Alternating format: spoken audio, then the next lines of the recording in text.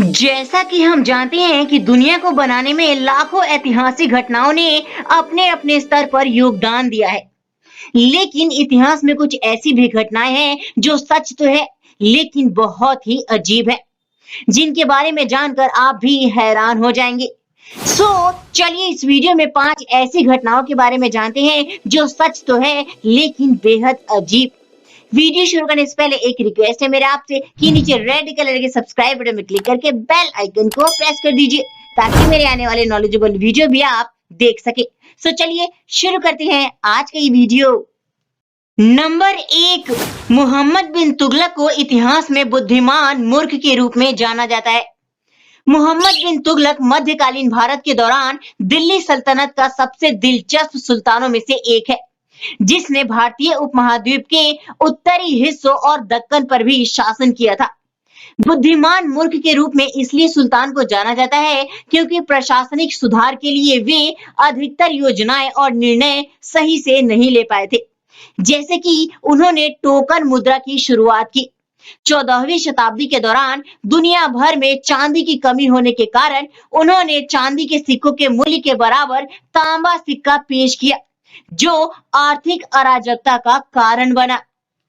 पूरे भारतीय उपमहाद्वीप पर शासन करने के लिए उन्होंने अपनी राजधानी दिल्ली से दौलताबाद स्थानांतरित कर दी।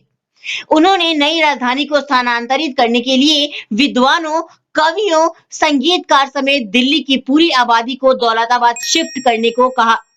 जब तक लोग दौलताबाद पहुंचे, मोहम्मद बिन तुगलक ने अपना मन बदल दिया और नई राजधानी छोड़ने और अपनी पुरानी राजधानी दिल्ली जाने का फैसला किया। स्थानांतरण राजधानी की योजना पूरी तरह विफल रही थी। नंबर 2, द्वितीय विश्व युद्ध के दौरान रूस पर हिटलर का आक्रमण। इतिहासकार एंड्रयू रॉबर्ट्स की किताब द स्टॉर्म ऑफ वॉर के अनुसार 1941 में हिटलर का रूस पर आक्रमण करने के लिए उसकी सेना आमतौर पर बीमार थी, या ये कह सकते हैं कि वहां के ठंडे वातावरण के हिसाब से तैयार नहीं थी। हिटलर के आदेश अनुसार जर्मनी ने रूस पर 22 जून 1941 में आक्रमण शुरू किया।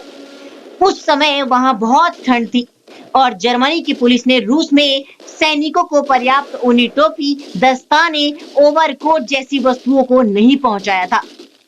युद्ध के दौरान ठंड की वजह से खाना भी पर्याप्त समय तक नहीं पहुंच पाया था और सैनिकों को इतनी ठंड में रहने का कोई अनुभव नहीं था। ये जानते हुए कि ठंड काफी है, सैनिकों के पास ना तो गर्म कपड़े थे और ना ही खाना, हिटलर ने युद्ध को नहीं रोका।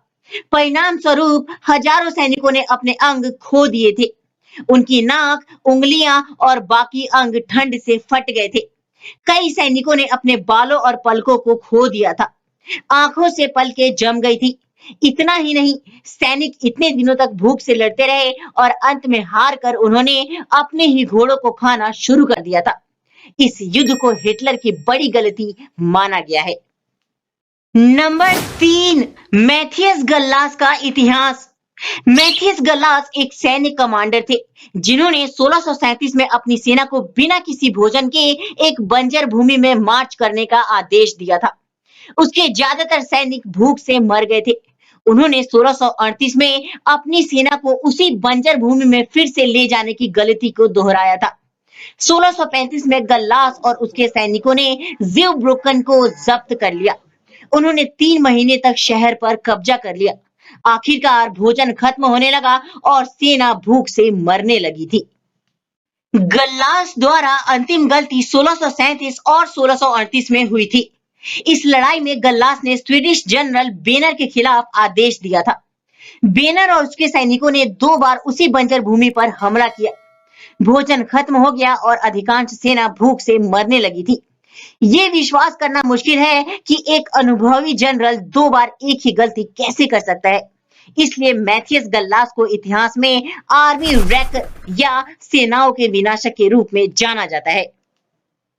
नंबर 4, नेपोलियन ने 100 दिनों के लिए पेरिस पर शासन किया। नेपोलियन एल्बा द्वीप पर अपने निर्वासन से बचने में कामयाब रहा और फ्रांस पहुंचकर पेरिस पर 100 दिनों तक शासन किया। पेरिस को गठबंधन के द्वारा जीतने के बाद नेपोलियन को 1814 में इस्तीफा देने के लिए मजबूर होना पड़ा। और उसे एल्बा द्वीप से निर्वासित कर दिया गया। इस बीच फ्रांस में शाही लोगों ने लुई 18वीं को सत्ता में ले लिया। 26 फरवरी 1815 को नेपोलियन एल्बा द्वीप से बच निकला और मार्च 1815 को फ्रेंच मुख्य भूमि लौट आया। लुई 18वीं ने नेपोलियन के खिलाफ अपनी सेना 5वीं रेजिमेंट को भेजा, जिसने पहले रूस में नेपोलियन के तहत सेवा की थी। सेना युद्ध में नेपोलियन के कहने पर उसकी तरफ हो गई और पेरिस पर 100 दिनों तक शासन किया।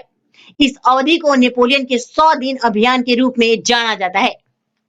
नंबर 5, 1941 का रेजिनियाई युद्ध। 1941 में रेजिनियाई की लड़ाई में एक एकल सोवियत टैंक ने एक दिन के लिए पूरे जर्मन प्रभाव को रोक दिया था। रेजिनियाई के गांव के पास नदी क्रॉसिंग पर नियंत्रण रखने के लिए जर्मन और रूसियों के बीच रेजिनियाई की लड़ाई लड़ी गई थी। इस लड़ाई का सबसे प्रमुख तत्व टैंक था। ये एक ऐसे बहादुर रूसी केवी टैंक की कहानी है जिसने पूरे दिन पूरे जर्मन डिवीजन को रोक कर रखा था। स्थानीय लोगों के मुताबिक ये सिंगल टैंक तब तक अपने स्थान पर रहा जब तक जर्मन सैनिक नहीं पहुंचे।